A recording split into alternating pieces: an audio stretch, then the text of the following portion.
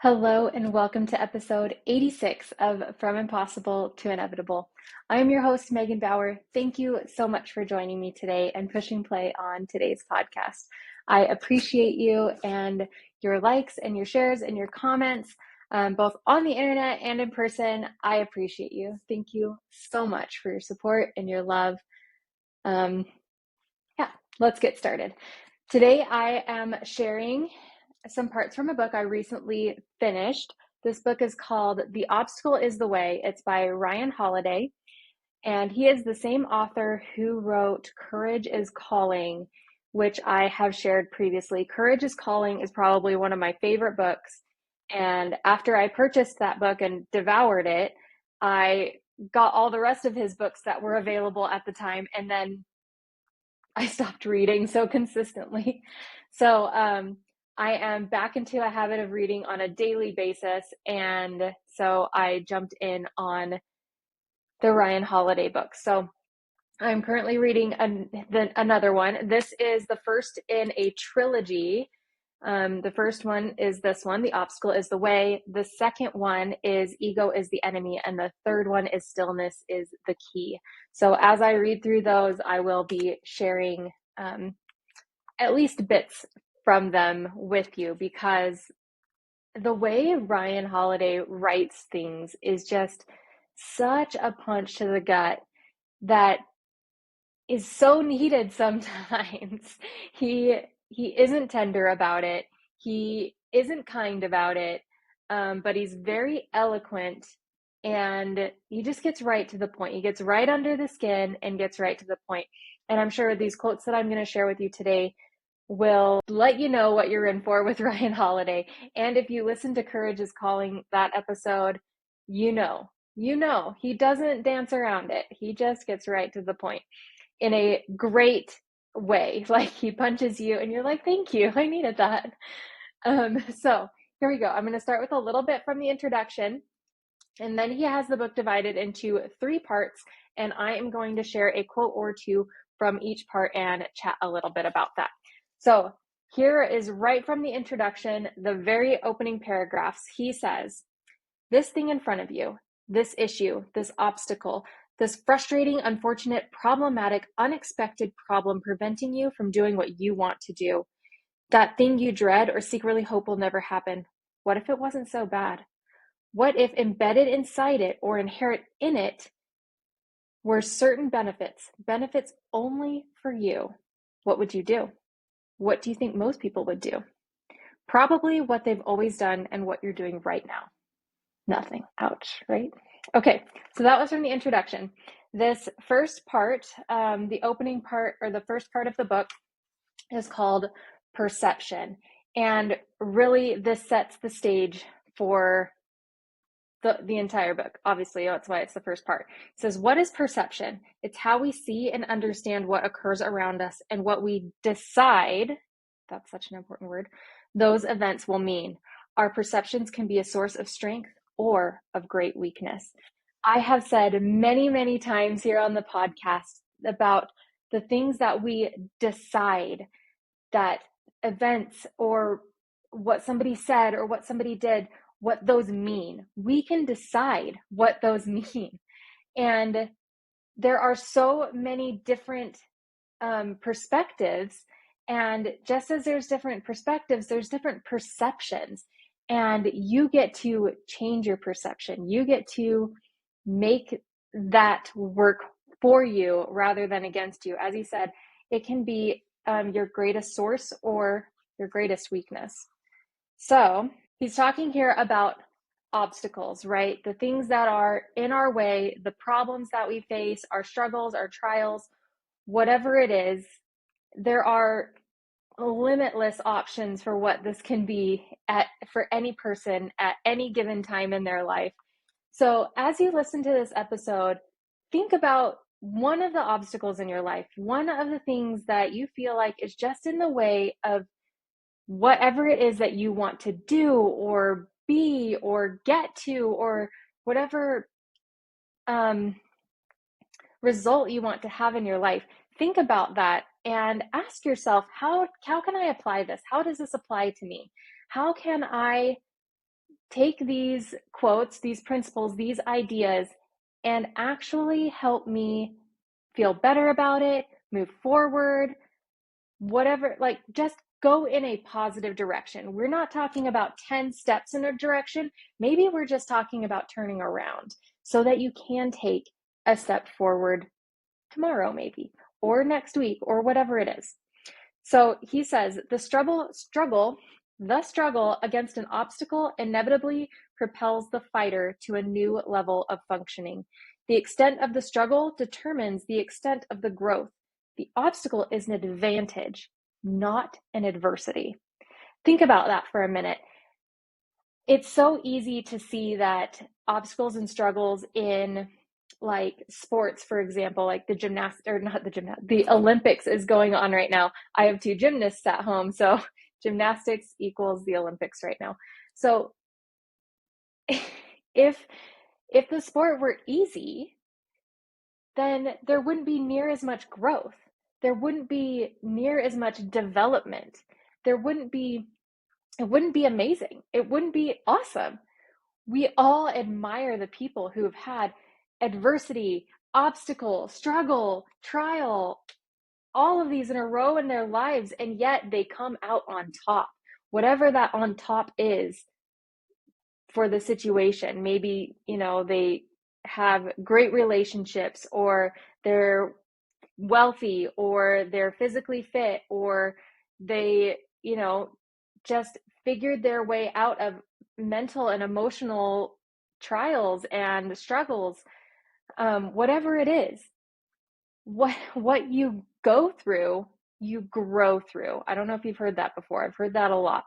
I wasn't intending on saying it, but it just came out. So, but it's true.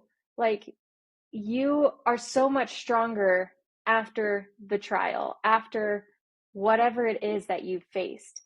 So he says the obstacle inevitably propels the fighter to a new level of functioning. So the obstacle is there for you, not to hurt you. It's there to help you become more, to help you become better. And that is a shift in perception. Looking at things that way is a shift, because you can decide to see things as they're in your way, they're stopping you, they're preventing you, they're keeping you down, whatever it is.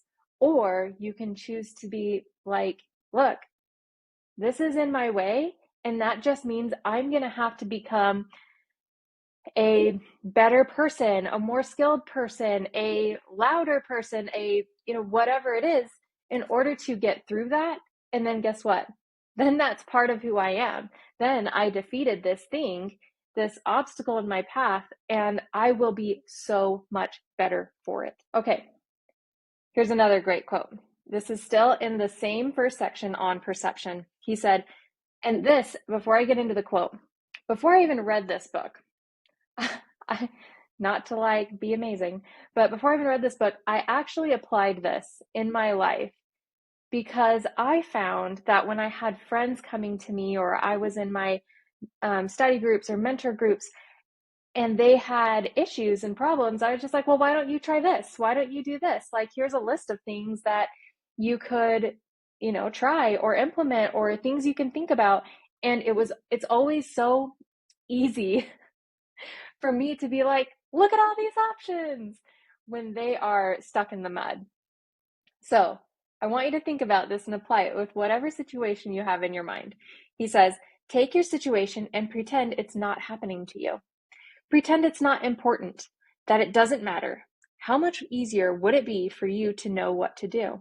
How much more quickly and dispassionately could you size up the scenario and its options? You could write it off, greet it calmly. Think of all the ways that someone could solve a specific problem. No, really, think.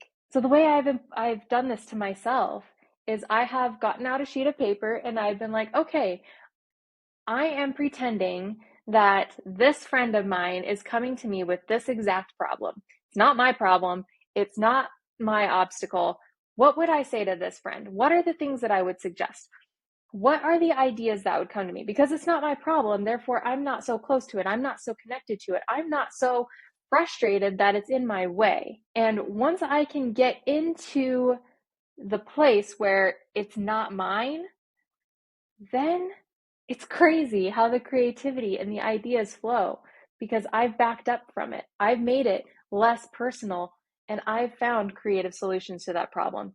That is truly something that I have done, and I suggest very much that you try.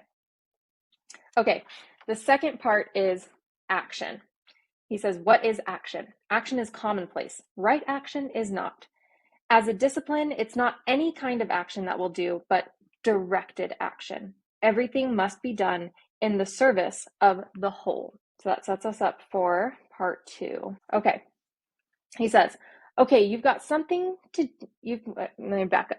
Okay, you've got to do something very difficult. Don't focus on that. Instead, break it down into pieces. Simply do what you need to do right now and do it well. And then move on to the next thing. Follow the process and not the prize. The process is about finishing. So a couple weeks ago, I had a stacked week. Like, it was bananas how much I had stacked on top of each other.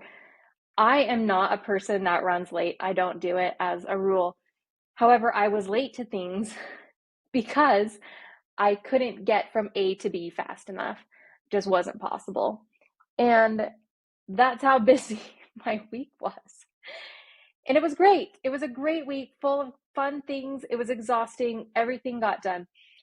Leading up to that week, that prior Sunday before everything happened, I felt so overwhelmed. Like, oh my gosh, I have this and then this and then this and this and then this and then this and then this and then this. And then I get to breathe on Friday. That's what I told people. People were like, how do you get, what's going on in your week? And I'd tell them. And then I'd say, and on Friday, I get to breathe. Before then, I don't. The way I made it through that week, to be honest, was what needs to be done right now. So was the right now lunch? Was the right now getting in the car? Was the right now getting dressed? What was the right now? And then I just did what I needed to do right then. I didn't worry about all of the things that were waiting for me. I didn't worry about anything. I came to terms with being late early on because I knew I would be. And I focused on the right now. So often when we have a situation or an obstacle or something, we get so overwhelmed with the laundry list of things. Like, okay, these are all the things that need to be done. And now I'm tired. Instead of what needs to be done right now. Right now. Because often what needs to be done right now isn't super overwhelming. It's just, okay, this will take, maybe a couple of hours, or maybe it'll take all day, or maybe it'll take the next 2 days. But if it takes the next 2 days, then that's great because you only have one thing to focus on. So that's even more ideal. But if you have a laundry list of things that all take 2 minutes, then just do the first one and then the next one and then the next one. Do the thing and then be done with it and clear the emotional cache and just focus on the right now. I love how he talks, just follow the process. You've got to put one foot in front of the other continually because that is what is going to get you across the finish line. Good? I feel good about that. All right, part 3, will. So, what is will? The will is our internal power, which can never be affected by the outside world. It is our final trump card. He expands on that. True will is quiet humility, resilience, and flexibility. So I love how he says that is our final trump card, that it can never be affected by the outside world. I have definitely talked about this before in that you get to decide how you feel. You get to decide how you see things. You get to decide what things mean. You get to decide. And he's talking about this with your will. If you are determined, come hell or high water, this is happening, You have that will within yourself. It doesn't matter what people say. It doesn't matter what things look like. It doesn't matter what the outside world, what everybody's saying. None of that matters because you have decided, come hell or high water, this is happening. And that's your trump card. That is your power. And you get to you get to triumph all the obstacles in your way, all the naysayers, all the haters, all the whatever. You get to be stronger and better than all of that. And you get to accomplish what it is that you want to accomplish because you have that will. He talks about, I learned this word, I think it was last year. It's a German word. It's called Sitzfleisch. Hope I said that right. Jake has coached me on it before, but not this morning. I was thrilled to see it in this book because this word in German literally means put your butt in the seat and don't get up until it's done. He calls it staying power. And then he says, winning by sticking your ass to the seat and not leaving until after it's over. Sitzfleisch. Isn't that fun? If you go to my website and you go find my 100 days of stickers, I have a sticker with this. I never produced this sticker, but I made it because I loved it so much. And this is one that I really need to incorporate at home because I cannot tell you how often we yell at the girls, sit down and eat your dinner, like you've begged for this food and now it is here and now you won't sit. Anyways, that's fine. So, Sitzfleisch. Put simply, a determination that we will get to where we need to go. Somehow, some way, nothing will stop us. Persistence in action. Persistence is an action. Perseverance is a matter of will. One is energy, the other endurance. So yeah, I feel good about that. Here's our last quote from the book. This is a good one. This one, so I feel like that quote is a little bit more like something you can do, right? You can sit there until the job is done. You can do that. This quote is all about your head, your mind, and how you choose to feel. Okay? We don't get to choose what happens to us, but we can always choose how we feel about it. And why on earth would you choose to feel anything but good? Here's the kicker paragraph, okay? So basically, he's saying, despite what happens, despite the crap, despite whatever, you can be happy despite all of that, maybe in spite of all of that. Okay? This is a great paragraph. And if you don't take anything else from this, please take this. It's a little unnatural, I know, to feel gratitude for things we never wanted to happen in the first place. But we know, at this point, the opportunities and benefits that lie within adversities. We know that in overcoming them, we emerge stronger, sharper, empowered. There is little reason to delay these feelings, to begrudgingly acknowledge later that it was for the best, when we could have felt that in advance, because it was inevitable. Doesn't that just get you? You know, there are so many circumstances or situations in life that you can be like, I hate that happened, but I can see how that was a great thing. Like in the end, like I'm grateful that that terrible thing happened because of all of this good that came from it. Maybe you grew from it. Maybe it actually saved you from making a terrible decision. Maybe whatever. I've mentioned before, sometimes I'm tempted to regret things. And I say tempted because I can never actually get behind it. I can never really indulge in it because I see all of the amazing and the good that came out of whatever it is I'm tempted to regret. Like, man, I'm grateful that happened because I learned this, I grew in this way, it led me to this happened, all of these things. And it's like, I wouldn't trade those gifts because of the adversity. So we can do that looking backwards. That's easy. But do it in the present. That's tricky. You're like, I don't know why this had to happen, but I am sure that there's going to be something great that comes out of it. And I'm grateful for it. I'm choosing to be grateful for this hard thing right now because it's making me a better person. It's making me a stronger person. It's making me more empowered. It's actually helping me define what I truly want. It's actually dot, dot, dot, whatever. You can choose to be grateful for your difficulties now instead of later. Isn't that weird?